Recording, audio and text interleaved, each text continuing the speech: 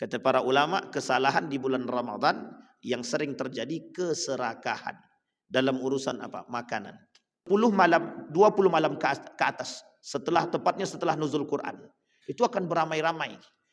Setan-setan memanggil. Kata setan, di sini ada diskon. Ini kata setan-setan nih, katanya diskon 50%. Yang tadinya diskon 10% gak ada yang datang. 5% gak ada yang datang. Pas diskon 50% hilang, masjid pun hilang. Di masjid cuma tersisa Pak Imam, makmumnya 1, muazin 1, Bilal 1. Yang lainnya kemana? Pergi ke tempat diskon semua. Dibeli semua Pak, semua dibeli. Yang dipakai cuma 1. Setelah dipakai 1, tak ada jalan-jalan. Baju-baju itu hanya dipakai ketika bulan Idul Fitri saja. Selesai Idul Fitri tak terpakai. Di rumah pakaiannya daster. Padahal sekali beli Pak, mohon maaf nih jangan tersinggung ya Bapak Ibu. Sekali beli baju harganya, ini harganya 1 juta Pak. Bahkan dipamer-pamerkan. Mahal 1 juta. Dipakai sekali cuman. Itulah ciri-ciri manusia rakus. Karakter manusia-manusia serakah yang tidak pernah puas.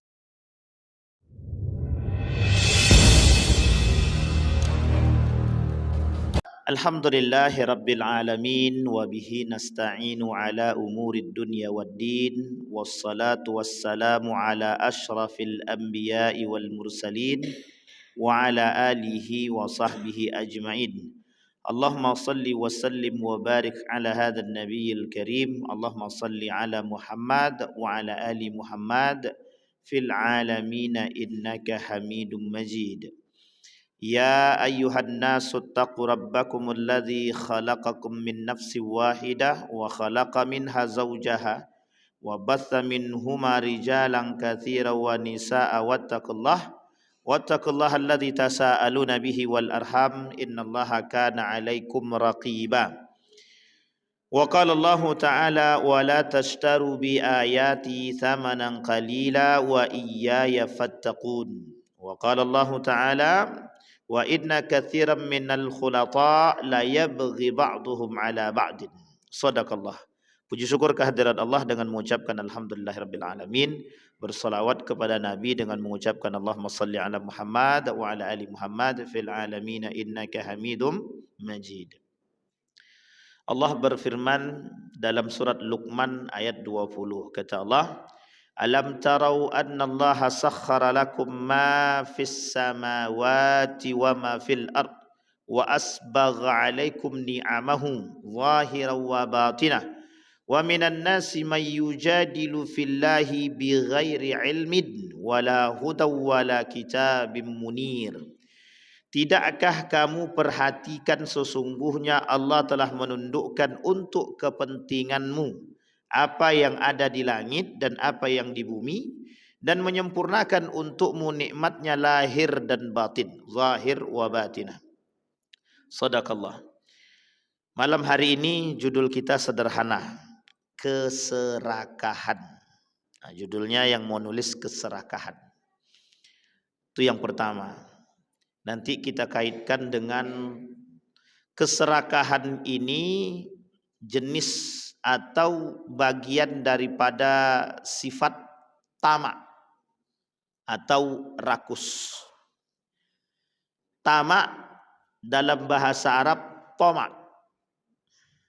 Jadi tomak itu tamak itu dari bahasa Arab, sehingga diindonesiakan. Apa arti tamak itu? Apa arti tamak? Apa artinya tamak? Apa? Congok. Nah, congok. Tamak itu pelit. Tamak itu rakus. Tapi dalam bahasa yang lain, rakus itu diartikan dengan bahasa yang lain, namanya hirsun. Hirsun. Apa namanya? Hirsun. Kata para ulama, dalam makna apa perbedaan antara tamak wal hirs? Mal farqu bainal hirsi wat tamak? Qila al hirsu ashaddu minat tamak. Apa perbedaan makna hirsun dengan makna tamak? dalam bahasa Arab. Dalam bahasa Indonesia hampir mirip. Kata para ulama, hirsun itu lebih parah daripada tamak itu sendiri. Jadi orang yang terjangkit penyakit hirsun itu, penyakit rakus, penyakit rakusnya ini lebih berbahaya daripada tamak itu sendiri. Sementara makna tamak itu sudah bisa dikaitkan dengan rakus. Ini ada yang lebih rakus daripada rakus. Itu namanya hirsun namanya. Rakus, lebih rakus lagi. Maka kata Allah, afatatma'una ayyuminu lakum wa inna fariqam minhum, in tahrus ala hudahum, kata Allah dalam surat An-Nahl itu. Jadi apa maksudnya rakus di sini? Maksudnya rakus di sini orang yang tidak pernah puas. Jadi tidak ada qanaah, tidak ada rasa puas. Ini kalau dikaji lebih luas enak nih, tapi agak sensitif juga kan gitu. Misal ini saya kasih ilustrasi buat Bapak Ibu. 968 triliun gitu kan. Itu kan korupsi Pertamina gitu. Di bawahnya kan ada klasmen tuh. Jadi ada klasmen tertinggi sampai klasmen terbawah gitu. Untuk korupsi ini. Jadi klasmen tertinggi itu 968 triliun. Di bawahnya itu 1 triliun. Ini menyusul pula lagi apa nama yang terbaru ini? Apa? PLN. Kasus PLN sekitar 3 triliunan kasusnya. Coba Bapak Ibu kita bayangkan sama-sama ya. 1 T itu bisa menghidupkan berapa orang? Kita anggap sederhana 1 orang itu, 1 kepala keluarga itu 1 miliar. 1 kepala keluarga 1 miliar. Kalau 1 triliun berarti 1000 miliar. 1000 miliar berarti 1000 kepala keluarga. Anggaplah dalam kepala keluarga itu kita ambil yang paling tersedikit 2 orang. Berarti 2 kali 1000 berarti 2000. Sudah hidup 2000. Lah kalau 968 triliun. Kira-kira berapa jumlah manusianya itu yang terselamatkan itu? Ini logika berpikir sederhana. Tapi uniknya, pertanyaan saya, kira-kira orang-orang yang melakukan kerakusan seperti ini itu sadar enggak? Kalau sadar dia enggak mungkin dia melakukan Ustaz. Oh iya juga. Ini terlalu jauh, Bu. Terlalu jauh. Sekarang kita rujuk kepada yang paling sederhana. Makanan. Yang berbuka nengok makanan semua dibeli. Jeruk, pisang goreng, bakwan, pecel, soto. Semua yang dipengen dibeli. Pas berbuka diminum air putih. Kenyang berhenti. Tak jadi makan yang lain. Dimakan yang lain. Singkat cerita timbul penyakit tabzir. Kata setan, kata Allah, innal mubadzirina kanu min akhwanas syayatin. Setan gitu. Jadi orang-orang yang tabzir, yang suka mubazir itu kawan daripada syaitan. Tapi sebenarnya kalau kita kaji masalah kawan setan, ini sebenarnya belum seberapa. Karena orang yang tabzir ini itu tidak bersyukur akan nikmatnya Allah. Tidak mensyukuri. Orang yang terjerumus dalam tabiat atau kebiasaan tabzir, orang yang terjerumus dalam perbuatan-perbuatan yang biasa tabzir, maka dia terjerumus dalam orang yang kufur akan nikmat Allah. Kalau diurut lagi, kalau orang yang kufur seperti ini akan nikmat Allah ini, kalau dikaji lagi, ini bisa membatalkan syahadat. Makanya kenapa orang yang tidak bersyukur dengan nikmat Allah itu Allah sebut bukan dengan limadha la yashkur. Tidak Allah sebutkan dengan la yashkur, tapi Allah sebutkan kafara. Tahu artinya kafara? Apa artinya kafara Bapak Ibu? Kafir. Diartikan oleh para ulama angkara, mengingkari. Jadi orang yang tidak bersyukur akan nikmat Allah itu, Allah gunakan kalimatnya dalam Al-Quran kafara. Saking berbahayanya. Ada enggak orang yang mengumpat makanan? Hari ini kok makanan cuman ini sih Bu? Dia tidak bersyukur. Dibuat pisang goreng. Kok pisang goreng terus setiap hari? Yang ada tuh itu. Kok makannya telur terus? Bersyukur bisa makan. Sampai di sini bisa paham ya Bapak Ibu. Ini karakter manusia yang suka mencela, mencaci, mencemooh makanan, itu manusia memang. Jadi Bapak Ibu tolong ajarkan anak-anak kita untuk bisa bersifat qanaah, merasa cukup, dan untuk bersifat tidak tabdzir. Yang ketiga, untuk bersifat merasa selalu bersyukur. Karena di belakang kita ini masih banyak manusia-manusia yang tidak bisa makan. Yang kita sendiri tak berpikir untuk memberikan makanan kita kepada mereka. Bahkan Nabi mengancam orang yang memberikan makan kepada orang lain itu yang sisa dia. Sekarang saya tanya Bapak Ibu, ada enggak yang ngasih sisa makan ke orang lain? Ada enggak? Bukan sisa dalam makanan yang kita makan loh ya. Karena makanan ini tak habis di rumah, sayang nih yang kalau kita buang, kita kasih ke tetangga yuk. Itu sisa tuh. Kita berniat memberi orang itu kalau sudah tak selesai. Tak selesai makan sama kita, tak habis. Tak dari awal kita kasih. Itu tercela, orang seperti itu tercela. Harusnya dari awal kita berpikir untuk bisa memberikan kepada orang lain. Baik, ini dalam ranah yang sangat kecil sekali. Kata para ulama, kesalahan di bulan Ramadan yang sering terjadi keserakahan dalam urusan apa? Makanan. Dan itu sering. Pergi ke pasar membeli semuanya, yang dimakan cuma satu. Sisanya tabdzir dan mubazir. Dan kita bagian daripada syaitan. Lah kan setan di bulan Ramadan dibelenggu Pak Ustaz. Setan memang dibelenggu di bulan Ramadan. Setan manusia tidak.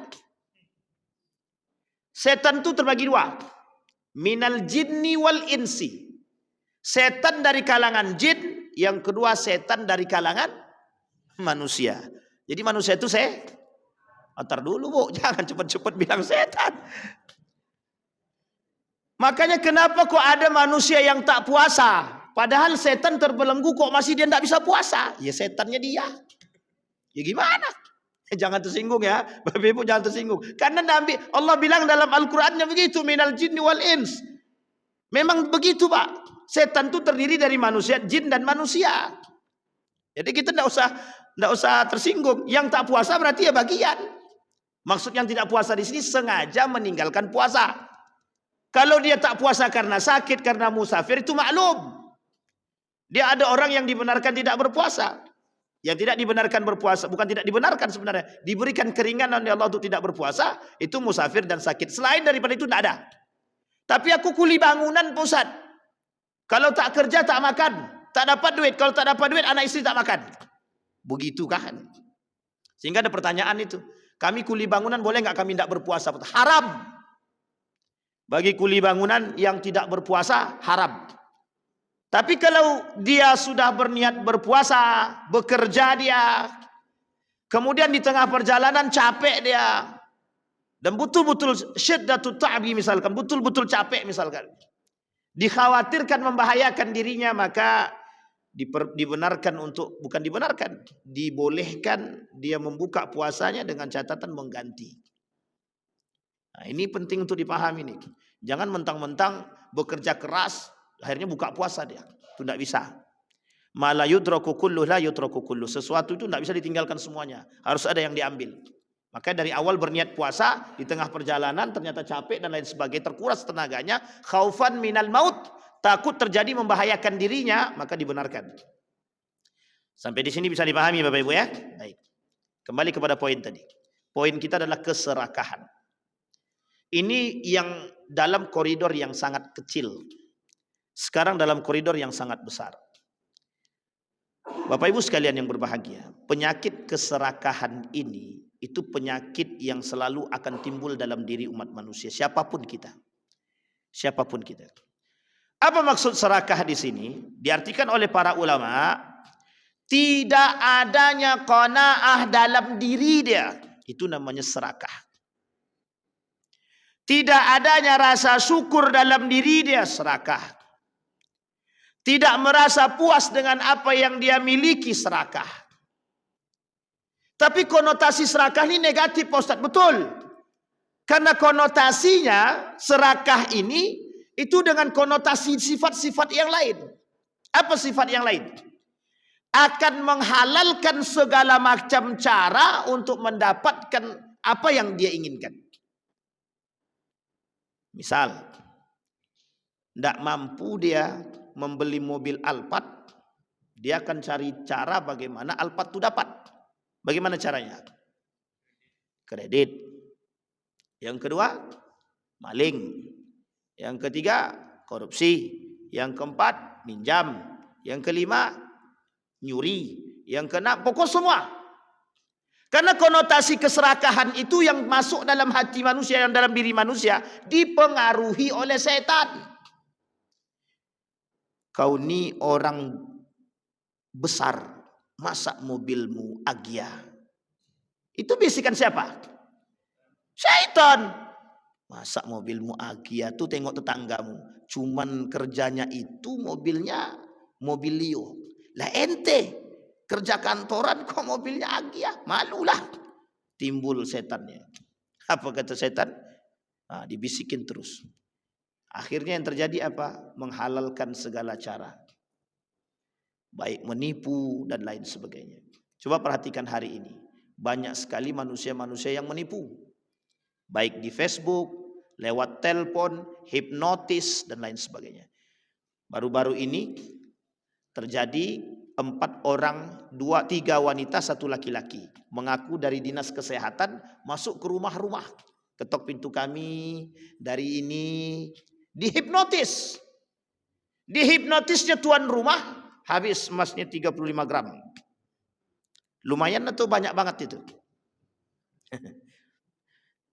Tapi ini poin, Pak. Kemudian lewat telepon, Ridwan, anakmu kecelakaan, tolong transfer sekarang sekian juta. Ini kan model-model manipulasi, model-model tipu daya. Tujuannya apa? Mencari duit. Mencari duit. Jadi sekarang ini apapun akan mereka lakukan, yang penting bisa menghasilkan uang. Dan uniknya lagi, para pembesar-pembesar yang koruptor itu mengatasnamakan rakyat demi kepentingan. Maka kata Nabi dalam hadisnya begini, bukan kata Nabi, kata Hasan Al-Basri itu, yang paling banyak, yang paling keras menyesalnya di akhir zaman itu, kata Imam Hasan Al-Basri, seorang pemimpin atau penguasa yang diberikan kekuasaan kepada mereka gunakan untuk menyakiti rakyatnya, atau mereka dasarkan atas dasar rakyatnya, tapi untuk memenuhi perutnya. Bapak Ibu perhatikan kalimatnya, kata Nabi. Orang seperti ini, kelak perut mereka ini akan diisi dari limbah-limbah itu. Jadi mengalirnya api seperti yang di larva ya, bukan larva, apa namanya? Larva pula. Lahar api neraka itu diambil Pak pakai tempat, dimasukkan ke dalam perutnya. Terus hancur perutnya, terus begitu, balik lagi, terus. Apa kata Allah dalam Al-Quran? Fi butunihim nara. Dalam perut mereka itu api neraka. Jadi orang yang pernah memakan haknya orang lain dalam bentuk kezaliman, maka mereka di dalam perut mereka tidak ada isinya kecuali api neraka. Diambil, dimasukkan terus. Kalau mau coba ketika gunung meletus itu, kan keluar tuh lahar-lahar panas, ambil lahar itu masukkan ke dalam mulut. Begitulah rasanya itu. Tapi besok di neraka lebih parah daripada itu. Itu untuk siapa yang memakan hak orang lain dengan cara kezaliman, seperti yang dilakukan.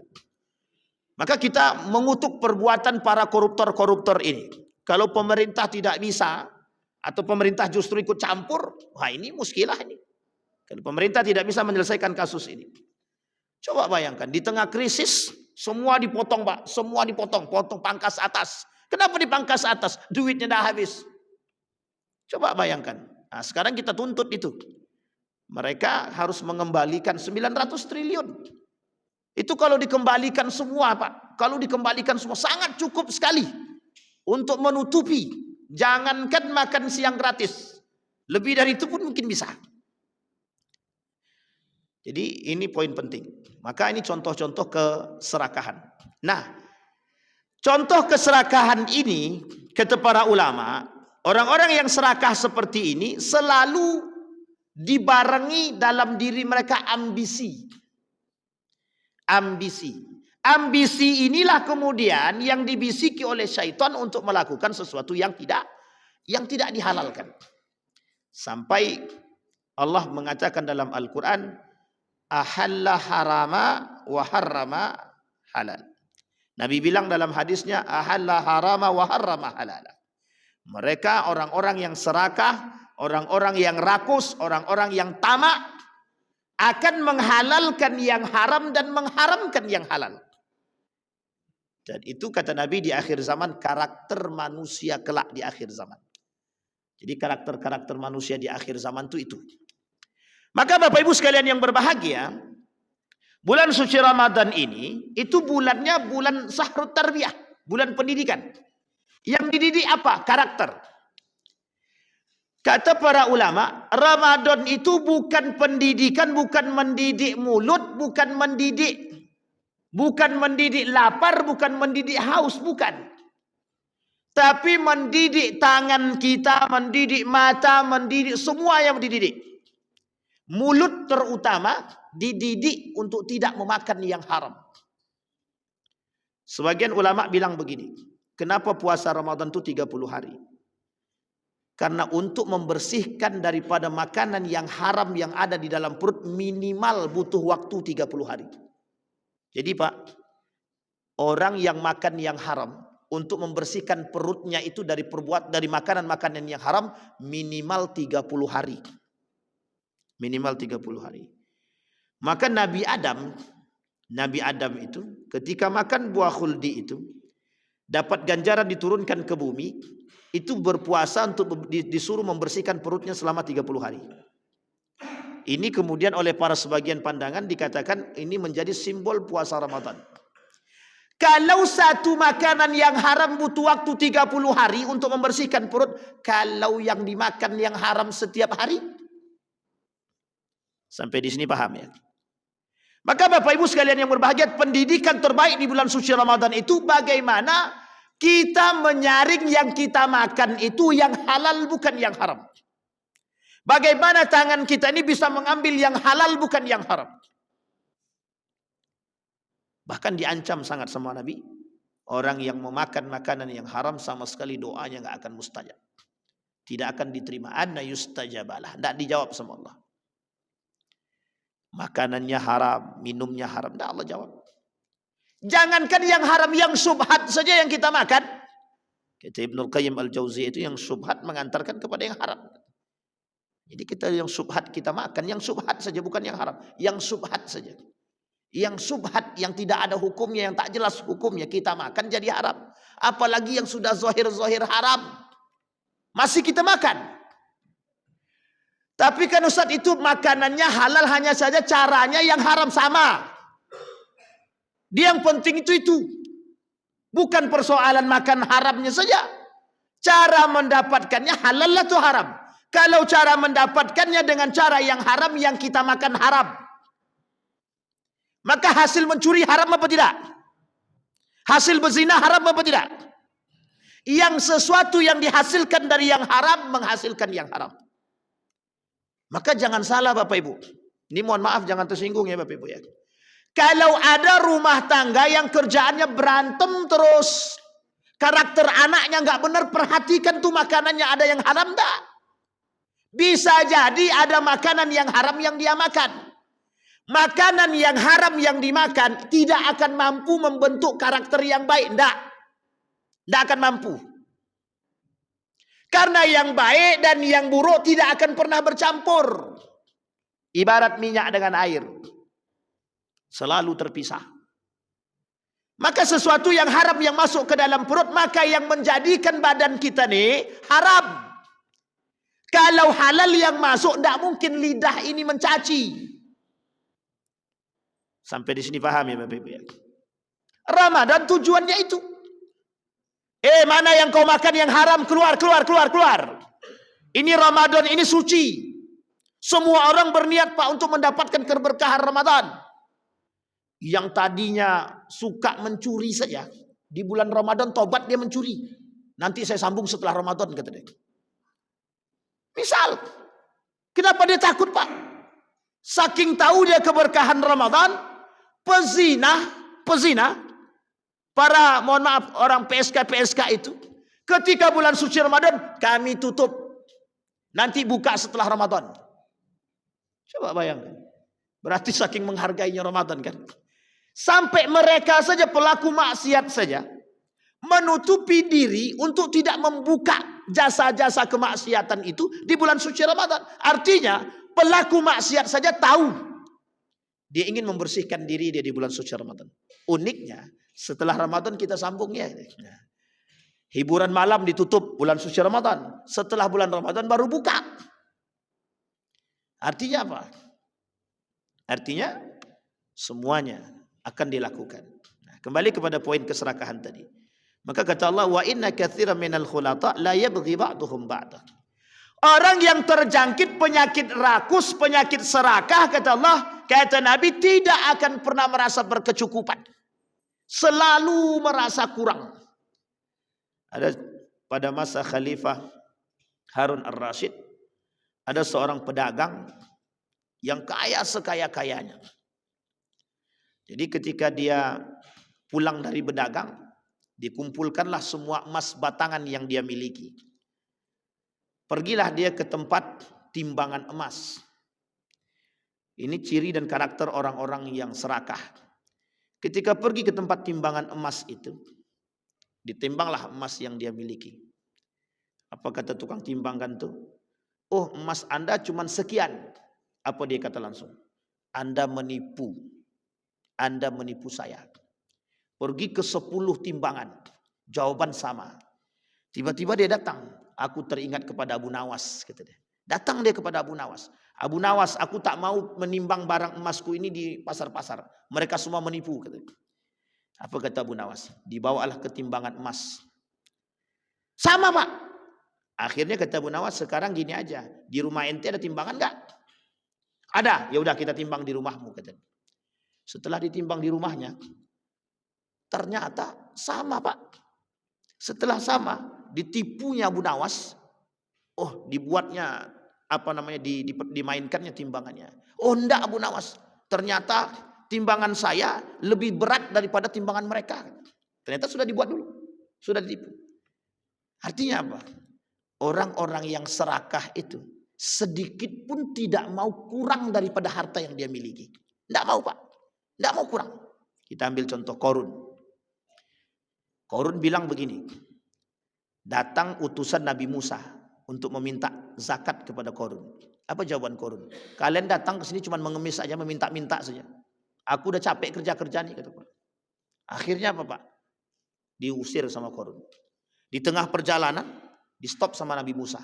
Apa kata Nabi Musa? Hei Korun, kau bayar zakatmu. Kau keluarkan sedekahmu kepada orang-orang yang tak mampu, yang berhak menerima. Apa jawaban Korun? Innama utituhu ala ilmin indi. Gitu deh. Aku nih bekerja.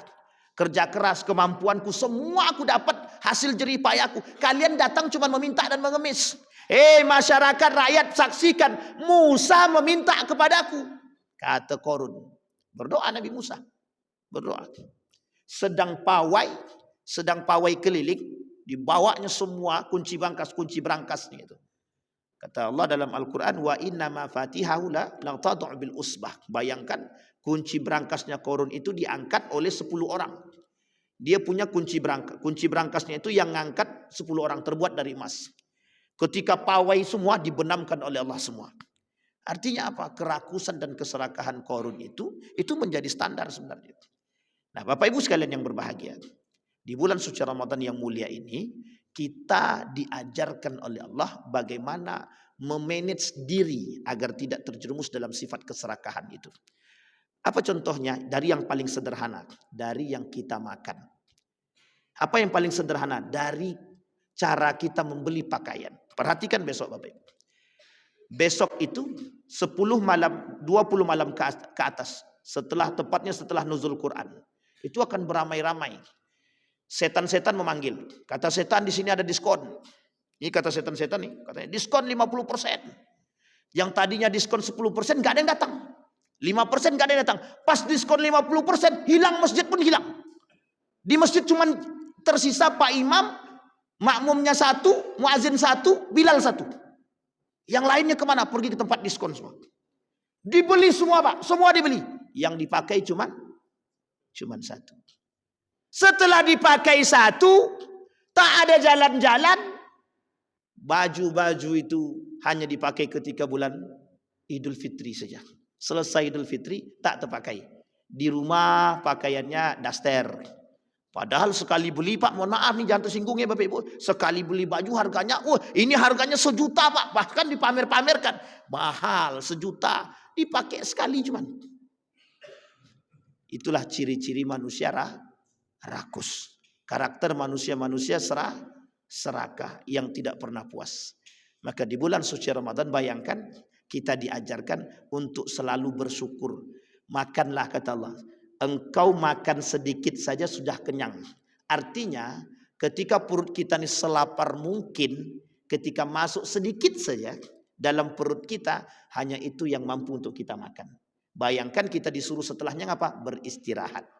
Nah Bapak Ibu sekalian yang berbahagia, oleh karena itu ajarkan anak-anak kita untuk menjauhi karakter-karakter seperti serakah, rakus, tamak, bakhil, pelit dan lain sebagainya. Ajarkan mereka bersyukur kepada Allah, merasa puas dengan nikmatnya Allah agar kelak mempertanggungjawabkan yang kita makan di hadapan Allah begitu mudah. Mudah-mudahan bermanfaat bagi kita semua. Fa'tabiru ya ulil absar la'allakum tuflihun. Assalamualaikum warahmatullahi wabarakatuh.